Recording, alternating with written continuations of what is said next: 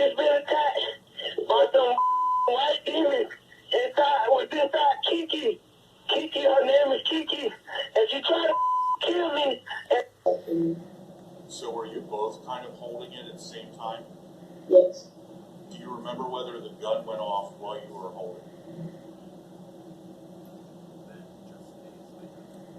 And there was blood everywhere, and then In the head with. he hit her in the back in the axe, and then in the head, and then there was blood everywhere. Alright, basically this is the story of a guy named Ronnie O'Neal, and basically he killed his disabled daughter. She had cerebral palsy, and she also had autism, and he killed the woman, his baby's mother. This kid who's testifying survived. His name is Ronnie the Fourth, and he's the son of Ronnie the Third. Ronnie the Third killed his family, killed his disabled daughter, and he attempted to set his son on fire as well, this kid that's testifying. He actually doused him with gasoline and tossed a tissue that was on fire on top of him, and he ran out the house.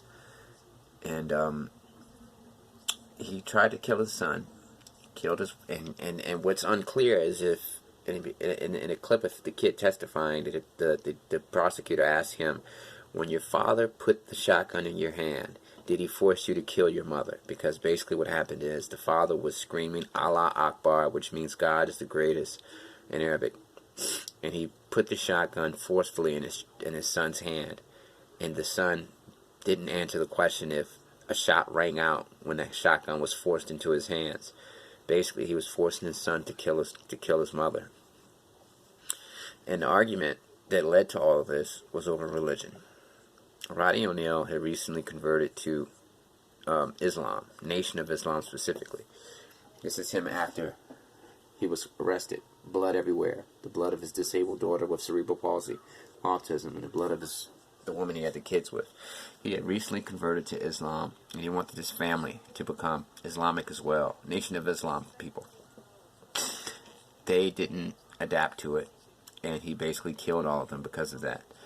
And the 911 call in which he says white demons were inside of Kiki, Kiki being the mother of his children, that was him setting up his defense, his alibi. And he actually represented himself as well. I'm going to be showing with evidence several reasonable reasons to doubt the state's allegations against me.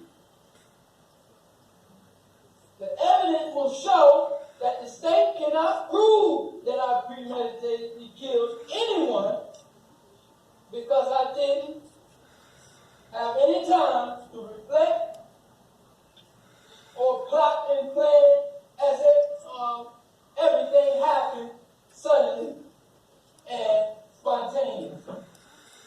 And the only good thing about this particular story is his son was adopted by the detective that investigated this case. Detective Blair actually adopted Ronnie O'Neal the Fourth. So this kid would sleep at night. He hears his parents arguing. His father was upset because his family is not converting to Islam, Nation of Islam. And he kills the mother of his children. He forces his son to hold the shotgun. We don't know if his son was forced to kill his mother. Then his father kills his autistic, cerebral palsy affected daughter with a hatchet. He hits her in the head with a hatchet. Blood was everywhere, as the kid testified to, and he tried to set his son on fire. And the mother of the children, Kiki, actually had time to make a 911 call. And in that 911 call, she was begging for her life.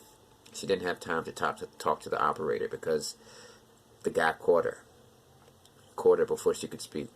But the 911 dispatcher could hear her begging for her life.